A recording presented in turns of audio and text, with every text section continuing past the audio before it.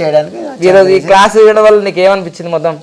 అంటే ఉత్త న్యూమరాలజీ చేసుకుని ఇంతేలే అనేసి ఫస్ట్ అనుకున్నా, కానీ ఇందులోకి వచ్చిన తర్వాత వేదికలో ఇది ఓన్లీ చాలా సముద్రం, మనం ఇంతవరకు మహా అంటే ఒక చెంబర్ అంటే నా ఆల్రెడీ వీడియో చూసిన తర్వాత గింతే న్యూమరాలజీ అనుకున్నారు, అడ్వాన్స్ వేదిక న్యూమరాలజీ తర్వాత చూస్తే చాలా ఇంకా నేర్చుకునేది. ఇప్పుడు మామూలుగా నాది 10th ఇంటర్ అయిపోయింది అనుకుంటున్నా, ఇంకా ఇందులో పీజీ కానీ పిహెచ్డీ కానీ చేయాల్సి ఉంటుంది అని నేను అనుకుని కోర్సు బాగా నేర్చుకొని.